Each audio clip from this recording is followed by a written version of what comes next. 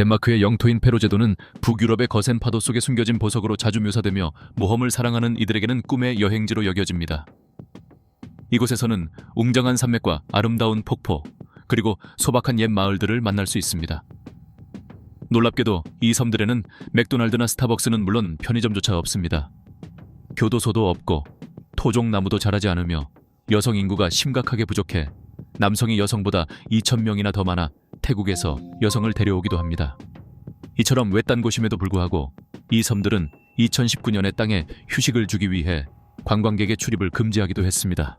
지금부터 페로 제도의 흥미로운 사실 16가지를 함께 살펴보겠습니다. 바다를 바라보다. 2007년 내셔널 지오그래픽이 세계에서 가장 아름다운 섬 중 하나로 선정한 페로 제도는 숨이 멎을 듯한 자연의 아름다움으로 방문객들을 사로잡습니다. 가파른 산과 등대, 부드럽게 펼쳐진 초원, 그리고 아이슬란드와 노르웨이 사이에 자리한 고요한 바다는 많은 이들이 찾는 평온한 휴식을 선사합니다. 이 섬들은 자연을 사랑하는 사람들과 탐험가들에게 이상적인 여행지입니다. 페로 제도의 큰 매력 중 하나는 오염되지 않은 바다의 순수한 아름다움입니다. 맑고 푸른 바닷물과 끝없이 펼쳐진 하얀 모래 해변, 그리고 우뚝 솟은 절벽이 어우러져 장관을 이룹니다. 페로 제도에서 바다는 일상과 문화를 형성하는 늘 함께하는 존재입니다. 수백 명에서 수천 명이 사는 모든 주요 도시와 마을은 해안을 따라 자리하고 있습니다. 특히 이 섬들에서는 어느 곳에서도 바다까지의 거리가 5km를 넘지 않아 어디서든 쉽게 바다에 닿을 수 있습니다. 해안의 도시와 마을들은 섬 전체에 낭만적인 분위기를 더해줍니다. 바다는 어업과 양식을 통해 생계를 제공할 뿐만 아니라 카약이나 낚시, 해양 탐험과 같은 활동을 통해 지역의 여가와 관광에서도 중심적인 역할을 합니다. 방문객들은 해안 산책로를 따라 하이킹을 즐기거나 신비로운 동굴을 탐험할 수 있고 다이빙 같은 수상 스포츠에도 도전할 수 있습니다. 또한 자전거를 빌려 매력적인 바닷가 마을들을 둘러보는 것도 하나의 즐거운 선택이 될 수 있습니다. 고래사냥. 페로 제도는 아름다운 자연과 평온한 삶의 방식 외에도 전 세계적으로 논란이 되는 전통 하나로 잘 알려져 있습니다. 바로 고래사냥입니다. 이 관습은 9세기부터 이어져 왔으며 지역 문화의 중요한 일부로 자리 잡고 있습니다. 페로 제도 정부는 고래사냥을 섬의 자연자원을 활용하기 위한 필수적인 전통 활동으로 정당화합니다. 또한 이 사냥이 통제된 방식으로 이루어지며 보존 규정을 준수하고 있다고 주장합니다. 고래사냥은 페로 제도 사람들에게 매우 중요한 활동이자 전통적인 축제로 여겨집니다. 그린다드라프라 불리는 이 관습은 최초의 바이킹 정착민들이 페로 제도에 도착했을 때부터 시작되어 오랜 역사를 지니고 있습니다. 섬의 지리적 특성상 다양한 채소를 재배하기 어려웠기 때문에 당시 사람들의 일상은 바다 자원에 크게 의존할 수밖에 없었습니다. 그 중에서도 파일럿 고래고기는 바이킹들의 식생활에서 핵심적인 역할을 했습니다. 오늘날에도 이 고래 사냥 전통은 조상들의 관습을 기리기 위해 매년 이어지고 있습니다. 이 관행은 1298년부터 페로 제도의 법률에도 명시되어 있으며 주로 돌고래류 중 두 번째로 큰 종인 파일럿 고래를 대상으로 합니다. 파일럿 고래 무리가 발견되면 여러 척의 배가 출동해 그들을 28곳의 허가된 만 중 하나로 유도한 뒤 해안으로 몰아 포획합니다. 그러나 페로 제도의 법률인 그린다로긴에 따르면 돌고래와 파일럿 고래를 사냥하는 과정에서 고의적이거나 부주의하게 상해를 입힐 경우 벌금형은 물론 최대 2년의 징역형까지 선고될 수 있습니다. 이러한 모순에 대해 여러분은 어떻게 생각하시나요? 아래에 의견을 남겨주세요. 국제공항이 있다. 페로 제도에 가려면 반드시 덴마크에서 출발해야 한다는 오해가 흔히 있습니다. 하지만 이는 완전히 사실은 아닙니다. 코펜하겐에서 페로 제도로 가는 항공편이 비교적 흔한 것은 사실이지만 그것이 유일한 방법은 아닙니다. 페로 제도의 국영 항공사인 애틀랜틱 항공은 섬과 외부 세계를 연결하는 데 중요한 역할을 하며 코펜하겐을 비롯한 여러 유럽 도시에서 정기 항공편을 운항하고 있습니다. 다만 팬데믹의 영향으로 일부 노선은 일시적으로 중단되었습니다. 이외에도 노르웨이 항공사 비데로에가 페로 제도로 항공편을 운항하고 있습니다. 또 다른 방법으로는 페리를 이용하는 것입니다. 스미릴라인은 아이슬란드와 덴마크를 오가며 페로 제도에 기항하는 유일한 여객 페리 노선이지만 이동시간은 약 30시간에서 38시간 정도가 소요됩니다. 관광객이 없다. 2019년 코로나 팬데믹 이전에 페로 제도는 환경보호와 주민들의 삶의 질 향상을 위해 과감한 결정을 내렸습니다. 현지 관광청은 섬에 휴식을 주기 위해 관광을 일시적으로 중단하기로 한 것입니다. 이로 인해 많은 인기 명소들이 문을 닫고 자연 보존과 복원 활동이 우선시되었습니다. 이 관광 중단 기간 동안 섬에 머물던 주민들과 방문객들은 산책로 정비, 기반시설 보수, 청정한 자연 환경 보존 등 다양한 환경 보호 활동에 참여하도록 초대받았습니다. 그러나 코로나 팬데믹 이후 상황은 크게 달라졌습니다. 다른 많은 관광지와 마찬가지로 현재 페루제도 역시 관광 산업을 되살리기 위해 노력하고 있으며 대부분의 호텔과 레스토랑, 관광 명소들은 다시 방문객들을 맞이할 준비를 하고 있습니다. 여러분은 이곳을 방문하고 싶으신가요? 생각을 나눠주세요. 여성 인구 부족. 아이슬란드, 노르웨이, 스코틀랜드 사이의 노르웨이해에 위치한 페루제도는 1814년에 노르웨이로부터 공식적으로 분리되어 덴마크의 일부가 되었습니다. 이곳 생활의 가장 독특한 특징 중 하나는 여성 인구가 매우 부족하다는 점입니다. 페루제도의 경제는 주로 남성이 종사하는 육체적으로 힘든 일자리를 중심으로 돌아가며 어업이 전체 노동력의 약 15%를 차지합니다. 젊은 여성들은 대체로 코펜하겐이나 유럽의 다른 지역으로 유학이나 취업을 떠나고 이후 고향으로 돌아오지 않는 경우가 많습니다.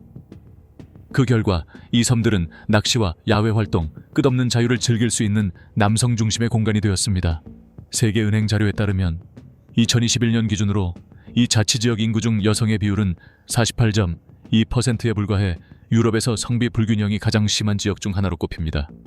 이는 여성 100명당 남성이 107명이 넘는다는 뜻이며 약 2,000명의 여성 인구가 부족한 상황입니다. 전체 인구가 17개의 섬에 걸쳐 약 5만 3천 명에 불과하고 특히 젊은 층에서 성별 격차가 두드러지기 때문에 이 불균형은 사회 전반에 큰 영향을 미칩니다. 여성 부족 현상으로 인해 페루제도의 남성들은 다른 나라에서 배우자를 찾는 경우가 많아졌고 온라인 플랫폼을 통해 관계를 시작하는 일도 흔해졌습니다. 태국과 필리핀의 많은 여성들이 기후와 문화의 큰 차이에도 불구하고 원거리 연애를 받아들이고 페루제도에서의 새로운 삶을 고려하고 있습니다. 현재 페루제도에는 태국과 필리핀 출신 여성 300명 이상이 거주하고 있으며 이들은 섬에서 가장 큰 소수 집단을 이루고 있습니다. 이러한 여성 부족은 강인함과 용기를 중시하는 섬의 문화적 정체성에도 영향을 미쳤습니다. 자립적이고 강한 남성의 이미지는 페루제도에서 매우 존중받습니다. 이 남성 중심 사회에 대해 여러분은 어떻게 생각하시나요? 아래에 의견을 남겨주세요. 완전 무료 버스 서비스. 청정한 자연과 고풍스러운 마을을 간직한 페루제도는 평온함과 독특함으로 방문객들의 마음을 사로잡습니다. 이곳은 장엄한 자연 경관뿐 아니라 수도 토르스하운에서 운영되는 편리하고 완전히 무료인 대중교통 시스템으로도 깊은 인상을 줍니다. 약 2만 명이 거주하는 토르스하운에는 도심과 외곽을 모두 아우르는 8개 노선의 버스망이 갖춰져 있습니다. 놀랍게도 이 버스 서비스는 관광객과 현지 주민 모두에게 전면 무료로 제공됩니다. 덕분에 도시 이동이 매우 편리하고 경제적입니다. 다만 토르스하운은 규모가 작아 대부분의 명소가 도보로도 충분히 이동 가능한 거리에 있습니다. 방문객들은 천천히 걸으며 신선한 공기를 마시고 고요한 거리 풍경을 여유롭게 즐길 수 있습니다. 무료 버스 외에도 페루제도의 대중교통은 덴마크 정부의 지원을 받고 있습니다. 정기적으로 운항되는 합리적인 요금의 페리 노선이 섬과 섬을 연결해 주어 방문객들은 여러 섬을 쉽게 오가며 다양한 문화와 풍경을 경험할 수 있습니다. 세계에서 가장 혐오스럽다고 불리는 음식. 페루제도를 찾은 방문객들은 이곳의 독특하고 이색적인 음식 문화에 놀라거나 충격을 받을 수 있습니다. 육지와 바다에서 얻을 수 있는 재료가 풍부한 환경 속에서 페루제도 사람들은 이 땅의 특색이 깊이 담긴 요리들을 만들어 왔습니다. 페루제도의 주요 식재료는 생선과 해산물입니다. 대구, 연어, 고등어와 같은 신선한 생선은 다양한 방식으로 조리되며 새우화개, 오징어 같은 해산물 역시 일상 식단에서 중요한 역할을 합니다. 또한 양고기는 페루제도에서 매우 인기 있는 고기입니다. 푸른 초원에서 자유롭게 자란 양고기는 독특하면서도 깊은 풍미를 지니고 있습니다. 이곳 사람들은 해조류, 버섯, 지역에서 자라는 허브 등 자연 재료를 조미료로 활용해 음식의 맛을 더욱 살립니다. 가장 독특한 음식으로는 차가운 바닷바람에 자연 건조시킨 양고기 요리가 있습니다. 이 요리는 매우 강렬하고 독특한 풍미를 지니며 겉모습은 그다지 식욕을 돋우지 않고 냄새도 매우 강하지만 현지인들에게는 큰 사랑을 받는 별미입니다. 이 외에도 말린 생선 요리, 발효한 양고기 요리, 바닷새를 이용한 음식 등 페루 제도에는 개성 강한 전통 요리가 다양하게 존재합니다. 일부 음식은 낯설고 강한 맛과 향으로 인해 충격적으로 느껴질 수 있지만 이 모든 요리는 페루 제도 음식 문화에서 빼놓을 수 없는 중요한 부분입니다. 사람보다 양이 더 많다. 청정한 자연과 독특한 기후를 지닌 페루 제도에는 매우 많은 수의 양이 살고 있습니다.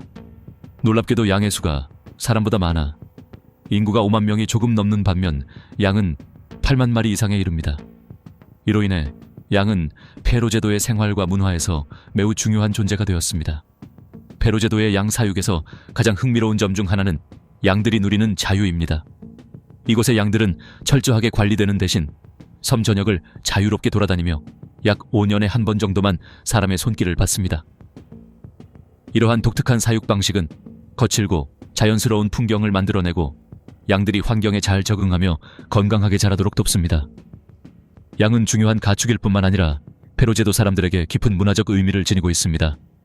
화폐와 우표, 국가 상징 등 곳곳에서 양의 이미지를 쉽게 찾아볼 수 있습니다. 페루 제도의 양모는 섬에서 황금이라 불릴 만큼 귀하게 여겨지며 담요와 스웨터, 독특한 수공 예품을 만드는 데 사용됩니다. 전통과 현대의 조화는 양을 통해 세상을 바라보는 독특한 시도에서도 드러납니다. 페루 제도 사람들은 양의 목에 카메라를 달아 자유롭게 돌아다니게 하며 색다르고 흥미로운 영상을 촬영했습니다. 섬의 특정 지역을 운전하다 보면 마치 양들이 도로 위에 눈을 핥아먹는 듯한 모습을 직접 볼 기회도 생길 수 있습니다. 감옥이 없다. 페루 제도의 또 다른 독특한 특징은 범죄율이 매우 낮다는 점입니다. 끈끈한 공동체와 안전한 생활 환경 덕분에 이곳 사람들은 법을 어기는 일이 드뭅니다. 그 결과 대규모 교도소 시설이 필요하지 않습니다. 다만 당이 구금이 필요한 경우를 대비해 페루 제도에는 스트레이모이 섬에 12개의 독방을 갖춘 작은 교도소가 하나 있습니다. 이 교도소는 비교적 현대적인 시설을 갖추고 있으며 각 방에는 텔레비전이 설치되어 있고 수감자들이 휴식을 취할 수 있는 미니 골프장까지 마련되어 있습니다. 페루 제도의 교도소는 형량이 18개월 미만인 경미한 범죄자들을 위한 곳입니다. 더 중대한 범죄나 복잡한 사건은 덴마크의 교도소에서 처리됩니다. 이는 소규모 공동체의 현실에 맞게 유연하게 운영되는 사법제도를 보여줍니다. 이처럼 낮은 범죄율과 인간적인 법제도는 페루 제도를 안전하고 평화로운 사회로 만듭니다. 주민들은 범죄에 대한 과도한 걱정 없이 일하고 생활할 수 있습니다. 신호등이 거의 없다. 교통체증과 끝없이 이어지는 빨간 신호에 지치셨나요? 페루 제도는 그런 불편함에서 벗어나기에 완벽한 여행지일지도 모릅니다. 군도 전체에 신호등이 단 9개뿐이어서 이곳의 이동 경험은 대도시와는 완전히 다릅니다. 9개의 신호등 중 8개는 수도 토르스하운과 그 주변 지역에 집중되어 있습니다. 이는 특히 새로운 대학교 건설 이후 이 지역을 중심으로 도시 개발이 이루어졌기 때문입니다. 하지만 신호등이 적다고 해서 운전이 항상 쉬운 것은 아닙니다. 특히 시골 지역의 도로는 폭이 좁고 굽이진 곳이 많습니다. 운전자들은 항상 주의를 기울여야 하며 다른 차량에 양보하고 안전한 교차 지점을 찾아야 합니다. 잔디지붕집은 페루 제도를 상징하는 대표적인 모습이 되었습니다. 이 독특한 건축 양식은 혹독한 자연 환경에 적응하기 위해 탄생했습니다. 지붕 위의 두꺼운 잔디는 겨울에는 집을 따뜻하게, 여름에는 시원하게 유지해주는 단열 역할을 할 뿐만 아니라 방수 기능을 하여 많은 비로부터 집을 보호합니다. 또한 잔디지붕은 푸른 풍경을 더하고 자연과의 조화를 이루는 데 기여합니다. 실제로 잔디 지붕집을 짓는 과정은 매우 섬세하고 숙련된 기술을 필요로 합니다. 먼저 나무나 돌로 골조를 만들고 그 위에 두꺼운 흙층을 올려 단단한 기초를 마련합니다. 마지막으로 그 흙 위에 잔디를 심습니다. 지붕의 모습과 내구성을 유지하기 위해 페루 제도 사람들은 정기적으로 잔디를 다듬고 새 잔디를 보충합니다. 잔디 지붕을 유지하는 일에는 세심함과 인내가 요구됩니다. 굽이진 아기자기하고 평온한 길을 따라 걷다 보면 고요함과 따뜻함 그리고 편안함을 느끼게 됩니다. 이 섬의 날씨는 하루의 사계절이 모두 지나가는 것처럼 변화무쌍하지만 전반적으로는 다른 섬들에 비해 한적하고 붐비지 않으며 인간의 간섭도 적습니다. 이곳의 건축은 부드럽고 소박한 매력으로 사람들의 마음을 사로잡는 독특한 스타일을 지니고 있습니다. 유일한 스포츠, 축구. 페루 제도에서 축구는 단순한 스포츠가 아니라 삶의 일부입니다. 거친 지형과 바다로 나뉜 작은 섬들로 이루어진 환경 속에서 축구는 공동체를 하나로 묶는 특별한 연결고리 역할을 합니다. 어려운 자연 조건에도 불구하고 페루 제도 사람들은 모래사장부터 가파른 절벽에 이르기까지 가장 독특한 장소들의 축구장을 만들어 왔습니다. 이러한 집념은 활기차고 개성 있는 축구 문화를 탄생시켰습니다. 페루 제도의 축구 문화에는 과거 이 섬에서 살고 일했던 스코틀랜드 사람들의 흔적이 남아 있습니다. 축구 기술과 기본 규칙, 그리고 스포츠에 대한 열정은 세대를 거쳐 전해져 왔습니다. 시간이 흘렀음에도 스코틀랜드 축구는 여전히 페루 제도의 축구에 영감을 주고 있습니다. 페루 제도 사람들은 축구를 깊이 사랑하지만 여러 어려움에도 직면해 있습니다. 혹독한 기후와 험준한 지형, 제한된 시설은 큰 장애물입니다. 그럼에도 불구하고 페루 제도 국가대표팀은 의미 있는 성과를 거두어 왔습니다. 국제축구연맹의 지원과 함께 페루 제도의 축구는 큰 발전을 이루었습니다. 아직 월드컵이나 유럽 선수권 대회에 출전하지는 못했지만 특히 1990년 오스트리아를 상대로 거둔 역사적인 승리는 세계 무대에서 페루 제도 축구의 존재감을 각인시켰습니다. 1990년에 열린 페루 제도와 오스트리아의 경기는 이 섬나라 축구 역사에서 기념비적인 순간이었습니다. 이는 페루 제도 대표팀이 처음으로 주요 국제대회에 참가한 경기였으며 강호 오스트리아를 꺾은 결과는 축구계를 놀라게 했습니다. 이 승리는 페루 제도 사람들에게 큰 자부심을 안겨주었을 뿐만 아니라 선수들의 실력과 굳은 의지를 전 세계에 보여주었습니다. 덴마크의 영토, 페루 제도는 덴마크 왕국의 중요한 일부입니다. 그러나 페루 제도와 덴마크의 관계는 매우 독특합니다. 페루 제도는 자치 행정지역으로 간주되어 많은 내부 사안에 대해 섬 주민들이 스스로 결정할 권한을 가지고 있습니다. 이는 덴마크 내에서 그린란드가 지닌 지위와도 유사합니다. 이러한 관계의 역사 역시 흥미롭습니다. 수세기 동안 페루 제도는 노르웨이의 일부였습니다. 그러나 1814년에 체결된 킬 조약 이후 이 군도는 공식적으로 덴마크에 편입되었습니다. 제2차 세계대전 이후인 1948년 페루 제도는 자체의회를 갖고 대부분의 입법 분야를 통제할 수 있는 광범위한 자치권을 획득했습니다. 덴마크 왕국의 일부이지만 페루 제도는 언어와 화폐에서 특히 뚜렷한 문화적 정체성을 유지하고 있습니다. 섬의 공식 언어인 페루어는 덴마크어보다 아이슬란드어와 고대 노르드어에 더 가깝습니다. 덴마크어도 학교에서 가르치지만 일상생활에서는 여전히 페루어가 널리 사용됩니다. 페루어는 고대 노르드어를 닮아 있어 언어적으로도 흥미롭습니다. 페루 제도에서 공식적으로 사용되는 화폐는 덴마크 크로네이지만 섬주민들은 국내 유통을 위해 자체 지폐도 발행하고 있습니다. 해발 고도 200m 이상인 땅이 70%, 18개의 주요 섬으로 이루어진 페루 제도는 극적이고 독특한 자연 경관을 자랑합니다. 끝없이 펼쳐진 초록빛 풀로 덮인 거대한 현무암 절벽들은 숨이 멎을 듯 장엄하고 웅장한 풍경을 만들어냅니다. 페루 제도의 지형은 대부분 고지대로 이루어져 있으며 전체 육지의 70%가 해발 200m 이상에 위치해 있습니다. 이로 인해 지형은 거칠고 울퉁불퉁하며 세계의 다른 많은 지역과는 확연히 다른 모습을 보입니다. 이처럼 험난한 지형에도 불구하고 페루 제도의 고지대 절벽은 다양한 동물들의 보금자리입니다. 특히 바다에서 풍부한 먹이를 얻을 수 있어 풀마르, 바다독수리, 물가에, 폭풍 제비갈매기, 퍼핑과 같은 바다새들이 이 절벽을 번식지이자 생활터전으로 선택했습니다. 이 독특한 지형 덕분에 페루 제도는 자연을 사랑하는 사람들에게 천국과도 같은 곳입니다. 방문객들은 장관을 이루는 풍경을 감상하고 다양한 생태계를 탐험하며 하이킹과 등반, 조류 관찰과 같은 야외 활동을 즐길 수 있습니다. 토종나무가 없다. 페루 제도가 세계에서 가장 독특하면서도 혹독한 자연 환경 중 하나라는 사실을 알고 계셨나요? 이 지역은 강하고 돌풍이 잦은 바람이 특징으로 식물이 자라기에 매우 어려운 조건을 갖추고 있습니다.